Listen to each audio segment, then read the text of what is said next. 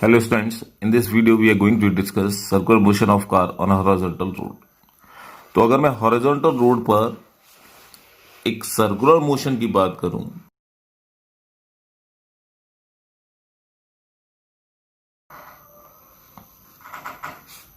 और ये ट्रैक आपको दिख रहा है दिस द सर्कुलर ट्रैक, तो डेफिनेटली इसका कुछ रेडियस होगा. So let us consider this is the radius R और ये इसका सेंटर हो.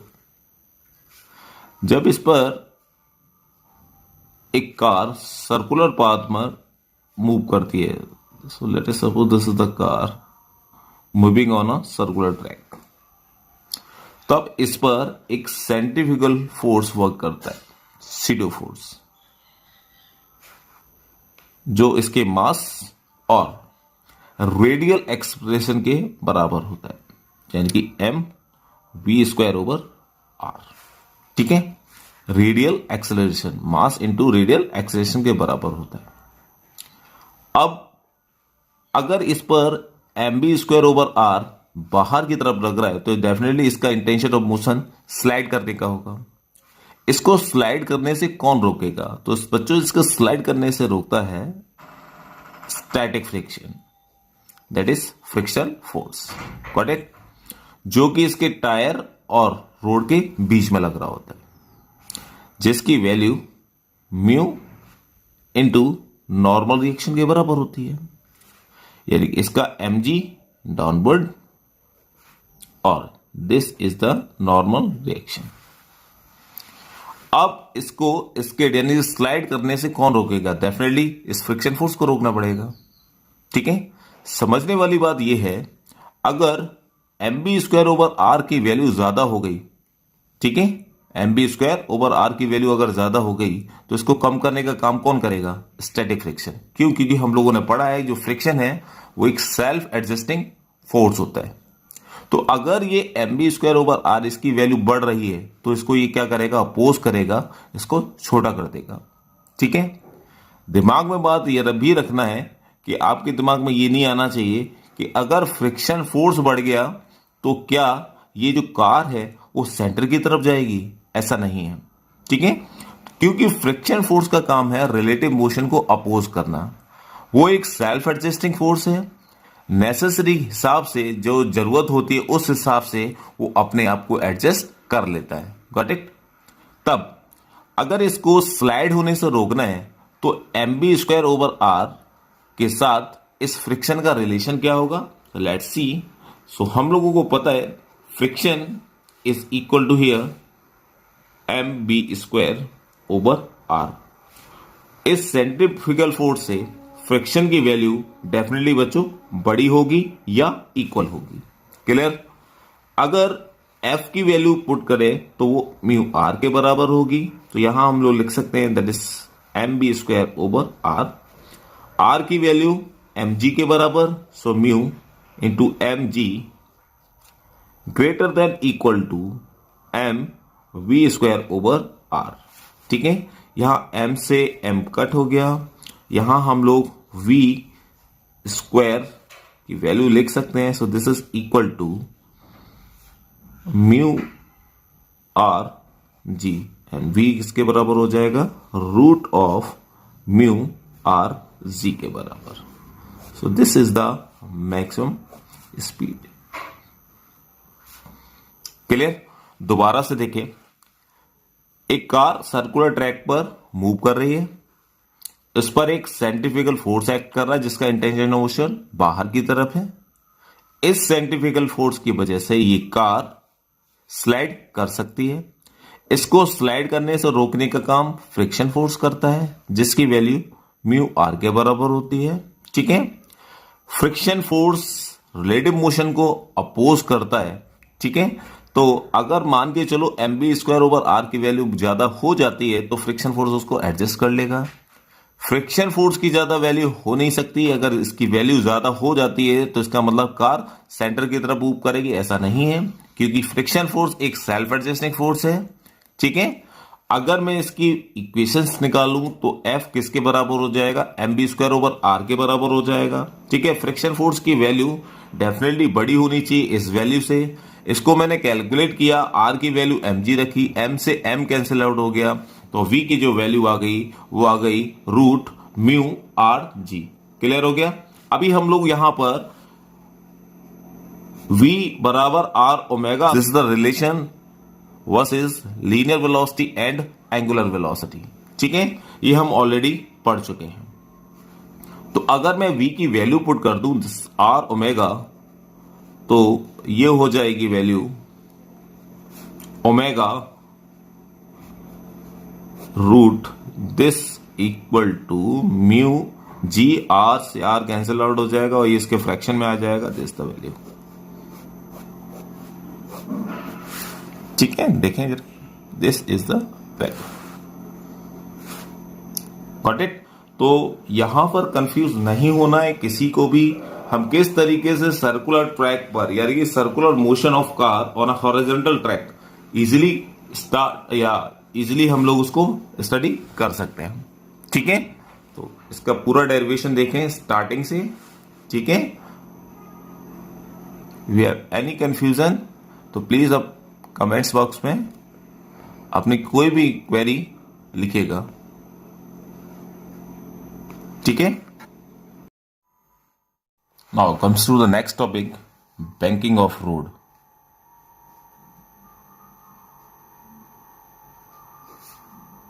Banking of road.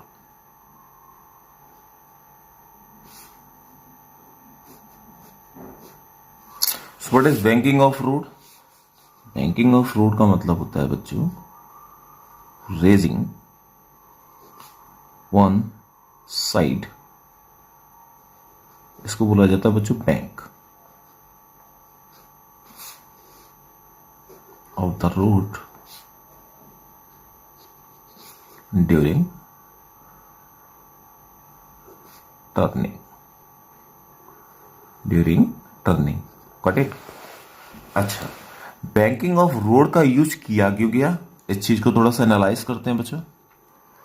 अगर सपोज करो this is a circular track whose radius is r,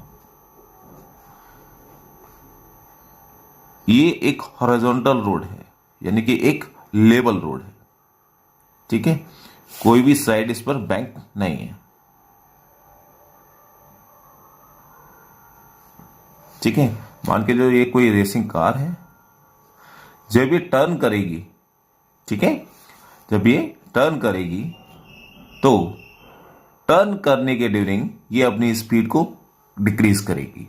ठीक है, जैसे ही टर्न आएगा तो इसको अपनी स्पीड को डिक्रीज करना पड़ेगा।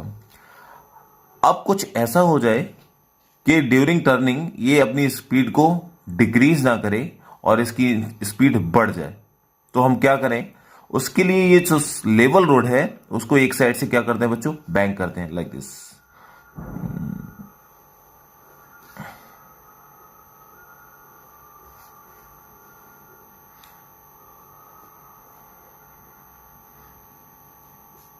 इस तरीके से। ठीक है, कुछ थीटा एंगल से इसको हम अगर बैंक कर देंगे थोड़ा सा, तो ये टर्न करने के ड्यूरिंग अपनी स्पीड को कम नहीं करेगा, वरना कम नहीं करेगा बल्कि इंक्रीज कर लेगा। ठीक है, दोबारा से इस लेवल रोड पर जैसे ही ये टर्न ले रहा है, टर्न के ड्यूरिंग इसको अपनी स्पीड को डिक्रीज करना पड़ेगा। Speed decrease during turning.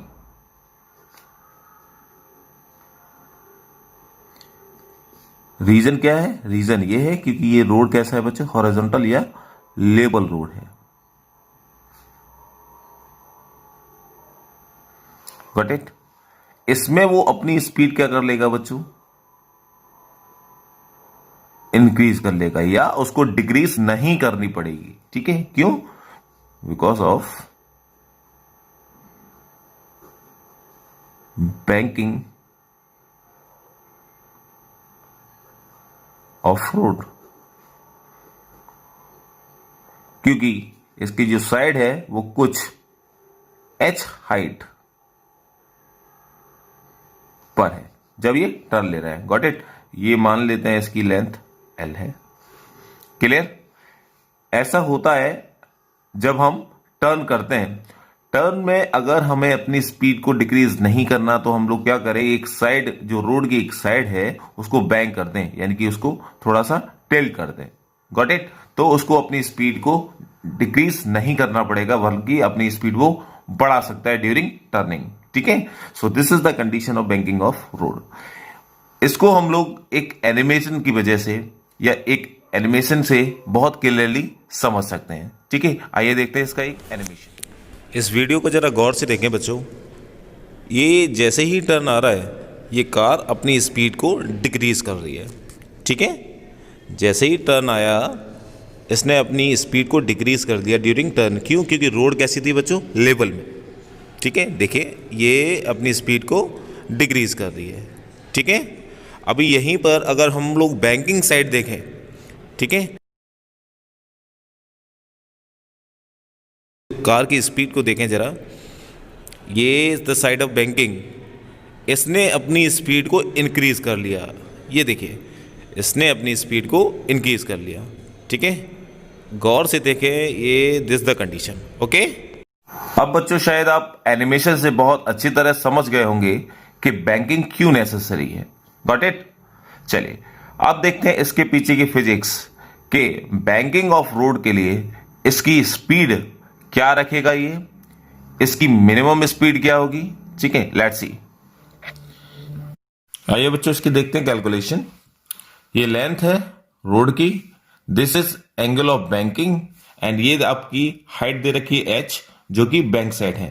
ठीक है, ये कार mg उसका downward, normal reaction upward direction में। तो डेफिनेटली यहां पे आपको पता चल रहा होगा mg, देखिए two component with the angle theta, so this is mg cos theta and this is mg sin theta. Got it? अब इसकी कैलकुलेशन हम लोग बाय पार्ट करने की कोशिश करते हैं। पहला केस लेते हैं, केस नंबर फर्स्ट। अगर रोड और टायर के बीच में फ्रिक्शन ना हो, रोड और टायर के बीच में फ्रिक्शन ना हो, that will be the condition of frictionless.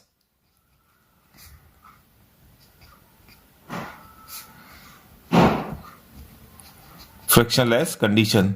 तो एक मिनिमम स्पीड के लिए कार सर्कुलर मोशन करती है, वो स्पीड क्या होगी, लेट्स सी। ठीक है, जब ये कार टर्न कर रही है on the side of bank, तो डेफिनेटली इस पर एक intention of motion outward direction में लगेगा, वो होगा आपका centrifugal force. This is F is equal to mb square over r। ठीक है, अब ये mb स्क्वायर ओवर r जो कि इंटेंशन ऑफ मोशन बाहर की तरफ कर रहा है, they makes two component with the angle theta, so this is angle theta. तो ये कंपोनेंट हो जाएगा आपका mb square over r cos theta, और ये जो कंपोनेंट होगा जो कि mg cos थीटा की डायरेक्शन में है, वो होगा बच्चों आपका mb square over r sin theta. Got it? देखिए इसको हम लोग अलग बना लेते हैं। This is the inclined plane, ये आपका कोई मास है, late us suppose a block. ठीक है, mg डाउनवर्ड। ठीक है, ये आपकी कार ही है। ठीक है ना, और ये हो गया आपका नॉर्मल रिएक्शन r, ये इसके दो कंपोनेंट हो जाएंगे with the angle theta, so this is mg cos theta, और ये हो जाएगा mg sin थीटा।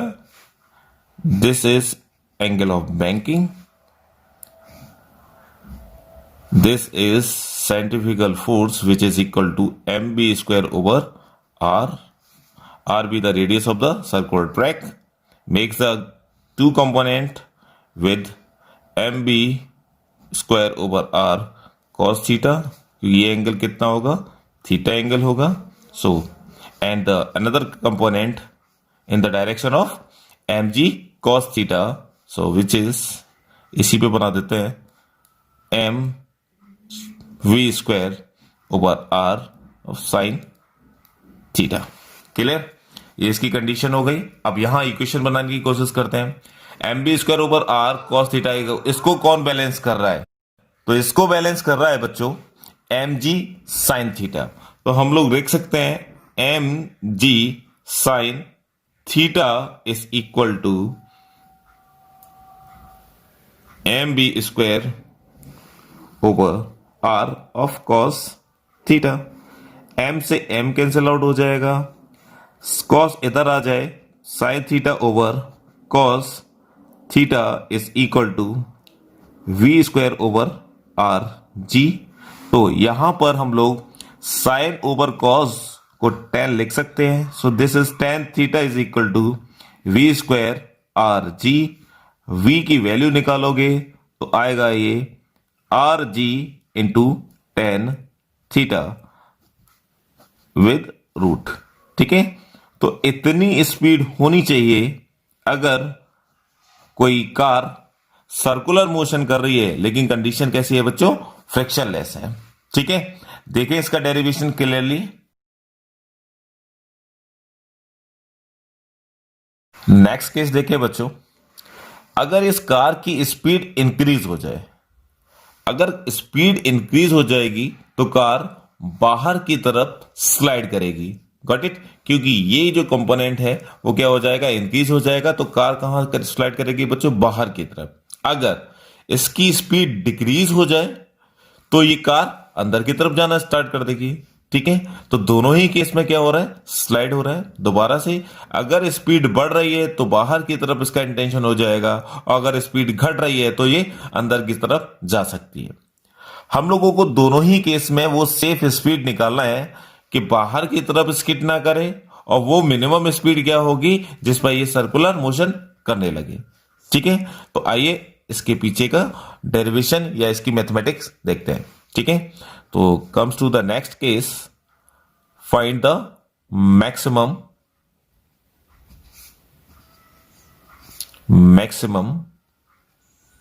स्पीड, या बोल सकते हैं मैक्सिमम सेफ स्पीड। ठीक है, तो यहां पर आप देखें बाकी वही डायग्राम है जो अभी हम लोग ऑलरेडी एनालाइज कर चुके हैं। मान के चलिए इसकी स्पीड बढ़ रही है, स्पीड बढ़ रही है तो इसका इंटेंशन ऑफ मोशन बाहर की तरफ है। ठीक है, ये कार कहां जाना चाहेगी, बाहर जाना चाहेगी। तो उस कार की स्पीड को कंट्रोल करता है बच्चों फ्रिक्शन फोर्स। ठीक है, जो इसके टायर और रोड के बीच में लगता है, जिसकी वैल्यू म्यू इंटू आर के बराबर होती है। ठीक है, दिस वन। दोबारा से, अगर इसकी स्पीड बढ़ रही है और इसका इंटेंशन ऑफ मोशन बाहर की तरफ है, तो उसको कंट्रोल कौन करेगा, फ्रिक्शन फोर्स। यानी कि फ्रिक्शन फोर्स एक सेल्फ एडजस्टिंग फोर्स है जो कि टायर और रोड के बीच में लग रहा है, जिसकी वैल्यू म्यू आर के बराबर है। ठीक है, अब आर की वैल्यू किसके बराबर है, हम लोगों को पता है R is equal to M G cos theta plus M B square over R into of sine theta. ठीक है, तो यहां पर हम लोग इसकी कैलकुलेशन करेंगे, और कैलकुलेशन के लिए हम लोग यूज करेंगे इसकी एफवीडी। ठीक है, तो आइए इसकी इक्वेशन की एनालाइज करते हैं। सो यहां पर अगर मैं आर की बात करूं बच्चों, so this R is equal to, या लिख सकते हैं mu R is equal to friction force, and the friction is equal to mu, the value of R is M G cos theta plus M B square over R sine theta. Clear? ये इसकी value हो। अब ये जो component है आपका M B square over R cos theta, वो किसके बराबर होगा, M G sine theta plus of mu R के बराबर। ठीक है, तो यहां लिख सकते हैं M B square over R cos theta is equal to M G sine theta plus mu M G cos theta plus M B square over R sine theta. ठीक है, दोबारा से F is equal to mu are, R की value हमने put कर दी, this is M B square over R sine theta plus M G cos theta. M B square over R cos theta की value बराबर है M G sine theta plus mu R के बराबर, यहां पर हमने उसकी वैल्यू रख दी। तो हम लोगों को ये दो इक्वेशन मिल गई। क्लियर? अब जरा इन दोनों इक्वेशन को एनालाइज करने की कोशिश करते हैं। यहां से अगर ये वैल्यू देखें M B square over R, cos theta. यहां पर अगर मैं म्यू से अंदर मल्टीप्लाई कर दूं तो यह आ जाएगा minus mu M V square over R sine theta is equal to M G sine theta plus mu M G cos theta. ठीक है, क्लियर हो गया। अब M B square over R यहां से कॉमन मिल रहा है तो ये वैल्यू जो आ जाएगी cos theta minus mu sine theta. Clear. और यहां देखें एम जी आपका कॉमन मिल रहा है तो ये वैल्यू हो जाएगी sign theta plus mu cos theta. Clear. दोनों इक्वेशंस को बहुत अच्छे से एनालाइज करने की कोशिश करें। हमें निकालना क्या है बच्चों, v निकालना है। यहां m से m कैंसिल आउट हो जाएगा तो यहां अगर मैं v की वैल्यू देखूं तो v square is equal to R G sine theta plus mu cos theta upon cos theta minus mu sine theta. ठीक है, इसको और हम लोग सॉल्व कर सकते हैं। v square is equal to R G. अगर हम cos कॉमन ले लें, दिस इज cos थीटा, तो यहां आ जाएगा sine theta upon cos theta plus mu. ठीक है, नीचे से भी अगर हम लोग cos को कॉमन ले लें तो ये हो जाएगा 1 minus mu sine theta upon cos theta. Got it. तो ये की वैल्यू आ जाएगी आर जी, कॉस से cos cancel out, tan theta plus mu upon 1 minus mu of ten theta. ठीक है, ये वी स्क्वायर की वैल्यू है तो वी के फॉर्म में लिखेंगे रूट के अंदर। सो this is the maximum speed और द मैक्सिमम सेफ स्पीड। ठीक है ना। इस स्पीड से अगर गाड़ी टर्न करेगी सर्कुलर ट्रैक पर तो वो कभी भी स्किड करने वाली नहीं है। ठीक है ना। So this is the maximum safe speed. ठीक है, दोबारा से इसका एनालाइज करें डेरिवेशन का। M B square over R cos theta ये बराबर है M G sine theta plus mu R के बराबर। आर की वैल्यू हम लोगों को पता है M B square over R sine theta plus M G cos theta. ठीक है, इसको बैलेंस किया तो इसके बराबर आ गया। उसके बाद कैलकुलेशन बेहद आसान कैलकुलेशन है इसकी, उसको आप अच्छे से एनालाइज करो और एक बार खुद से प्रैक्टिस करें। ठीक है, तो ये सबको इजीली आने वाला है। ठीक है ना। So this is the maximum speed. Got it. हो गया बच्चों। चलिए अब देखते हैं बच्चों लास्ट केस इसका, यानी कि वो मिनिमम स्पीड हम लोगों को निकालनी है जिसकी वजह से ये कार नीचे की तरफ स्लाइड ना करे। ठीक है, तो सोचने वाली बात है अगर कार नीचे की तरफ स्लाइड ना करे तो इसको कौन बैलेंस करेगा? तो डेफिनेटली फ्रिक्शन फोर्स बैलेंस करेगा। अब फ्रिक्शन फोर्स इस डायरेक्शन में नहीं लगेगा, अब फ्रिक्शन फोर्स लगेगा इस डायरेक्शन में। दोबारा से, अगर कार नीचे की तरफ स्लाइड ना करे, मान के चलो इसकी स्पीड बहुत कम कर ली हमने, तो कार नीचे की तरफ जाएगा। इसका इंटेंशन किधर की तरफ होगा? नीचे की तरफ जाने का। लेकिन ऐसा ना हो तो उसको बैलेंस करने का काम करेगा friction force. That's why friction force अब लगेगा इसके अपोजिट डायरेक्शन में। ठीक है, चलिए नेक्स्ट स्लाइड में इसको देखने की कोशिश। ठीक है बच्चों, नेक्स्ट केस का डायग्राम। ठीक है, यहां पर इसका जो फ्रिक्शन फोर्स है वो इस डायरेक्शन में लगने वाला है। This is mu into are.